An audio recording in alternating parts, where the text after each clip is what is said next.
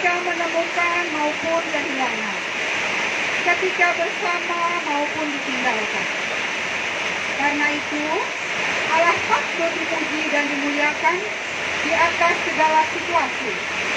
Mari Bapak dan Ibu, kita menyanyikan pujian Bila Kulihat Bintang Gemerlapan dari KJ 4.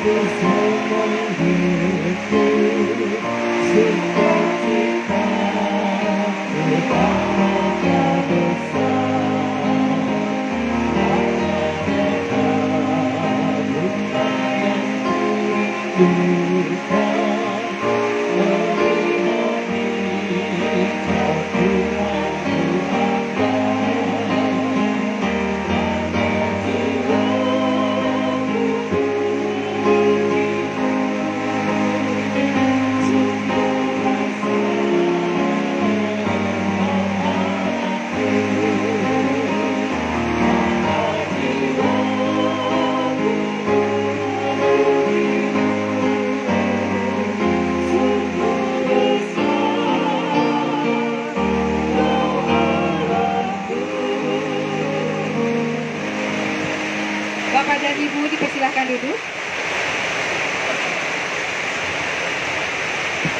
Bapak dan Ibu yang terkasih, mari kita sama-sama membacakan litani secara bersahutan yang diambil dari Mazmur 139 ayat 1 sampai 12. Tuhan, Engkau menyelidiki dan mengenal aku.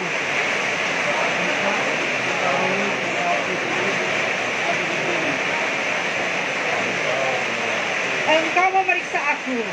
Kalau aku berjalan dan berbalik, segala jalanku Kau maklumi.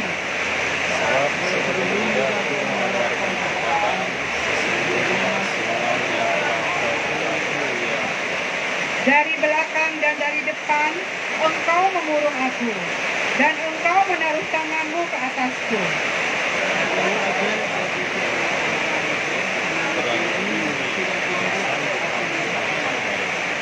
Kemana aku dapat pergi menjauhi roh-Mu?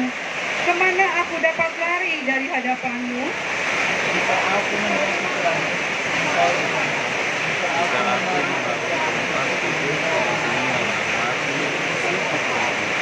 Jika aku terbang dengan sayap fajar dan membuat kediaman di ujung laut,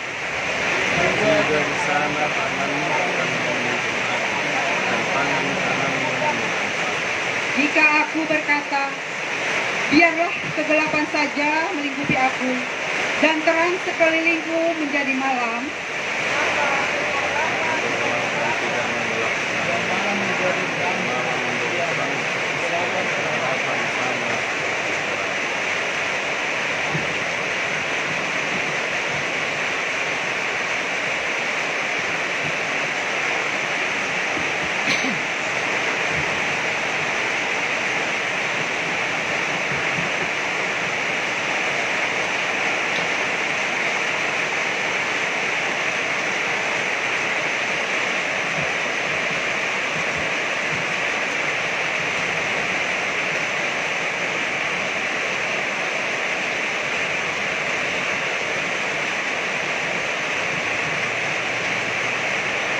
sidang perkabungan yang Tuhan kasihi.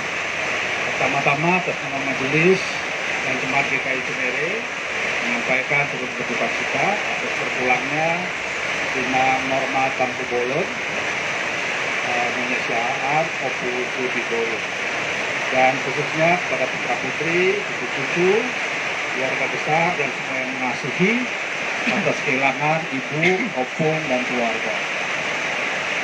Saya cukup kenal dengan Amang dan almarhum, tetapi memang agak lebih dalam dengan Enang. Karena beliau ini sering ikut doa pagi, ikut PA pada hari Sabtu pagi, dan kebenaran saya bagian dari pengurusnya. Jadi, ya di doa pagi itu biasanya kita ada, setelah doa pagi ada sarapan pagi.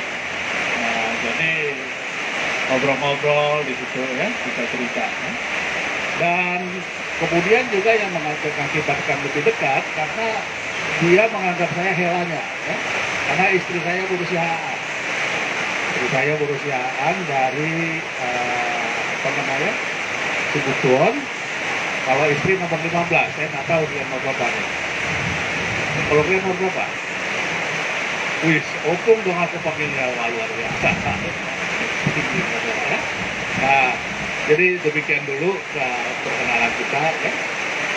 Firman Tuhan yang akan menjadi dasar dari perenungan kita diambil dari Yohanes 14 ayat 1 sampai 3 ya. Kita bisa lihat di kitab atau bisa lihat di ini kita di gadget kita ya. Yohanes 14 ayat 1 sampai 3. Sebelumnya mari kita berdoa.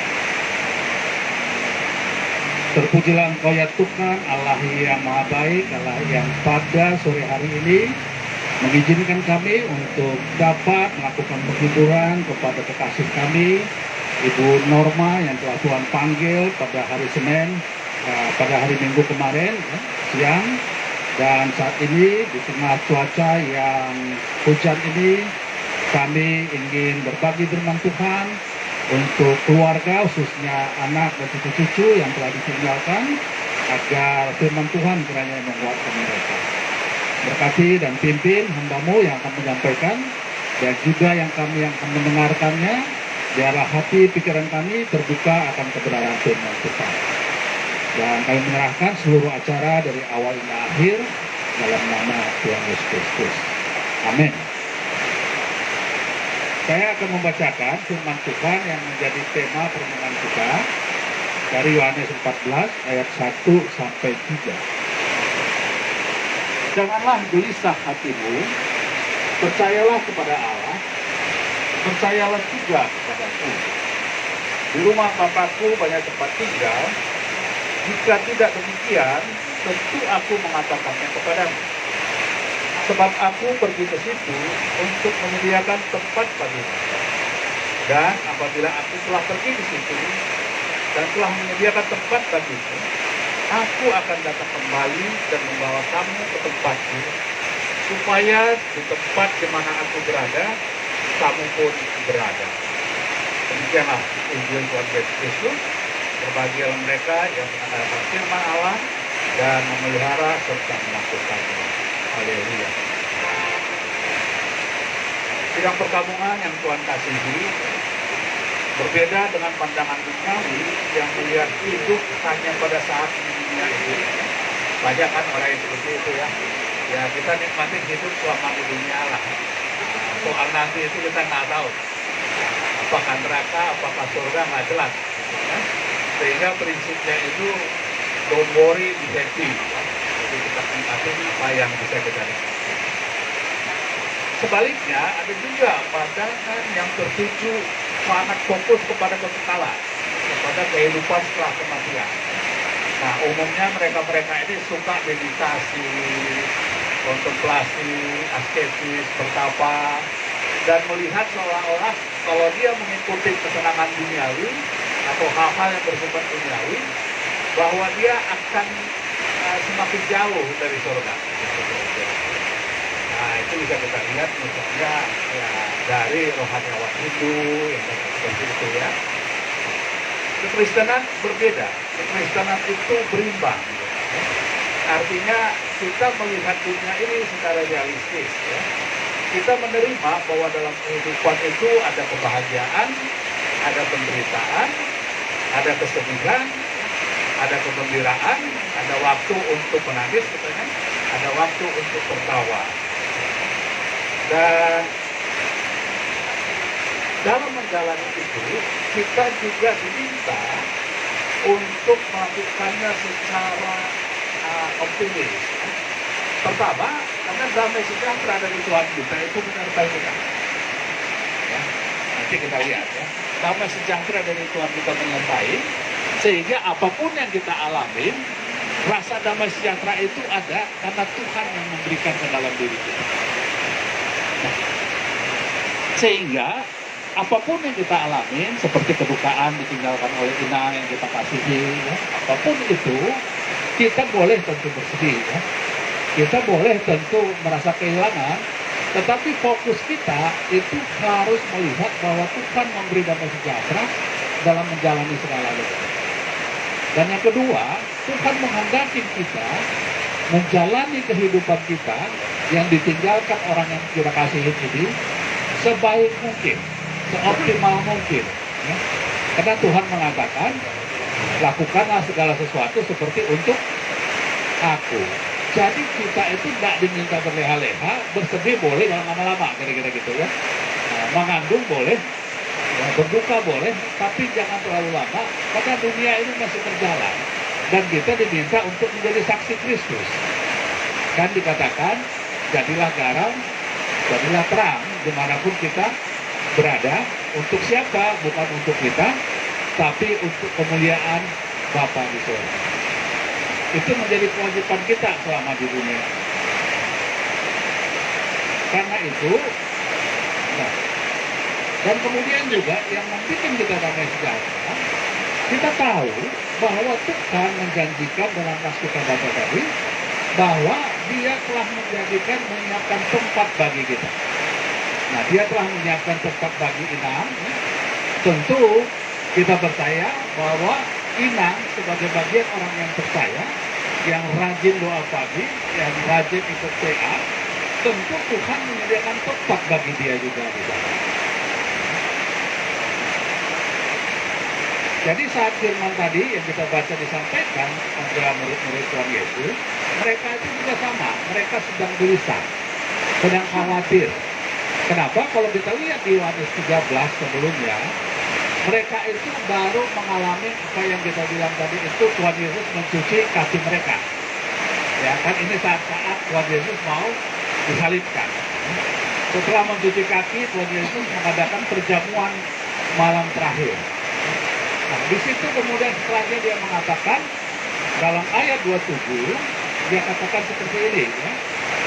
Hanya seketika saja lagi aku bersama kamu akan mencari-cari aku, dan seperti yang telah kukatakan kepada orang-orang Yahudi, ke tempat aku pergi tidak mungkin kamu datang.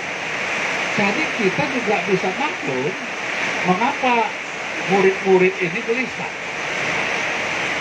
Mereka telah meninggalkan segala-galanya untuk mengikuti Tuhan Yesus selama 3,5 tahun. Nah, kita tahu ya, yang tadinya penjala ikan meninggalkan jalannya, yang tadinya pengusaha meninggal usahanya, yang tadinya pemungut cukai Lewi ya, meninggalkan pekerjaannya. Mereka mengikut Tuhan Yesus 3,5 tahun. Di akhirnya, ketika penentangan dari para pemuka agama sudah sangat kuat, mereka sangat tertekan. Tuhan Yesus katakan, saya akan pergi ke tempat kemana aku pergi, kamu nggak akan menemukan aku lagi. Tentu mereka sangat khawatir. Makanya menyambung ayat tadi dikatakan, hanya saja ketika aku pergi, ya, kemudian dia bilang, ya, Tuhan Yesus menyatakan kemudian bahwa damai sejahtera kutinggalkan bagimu, damai sejahtera kuberikan kepadamu, dan apa yang kuberikan tidak sama seperti yang diberikan oleh dunia kepadamu. Janganlah gelisah dan gentar hatimu.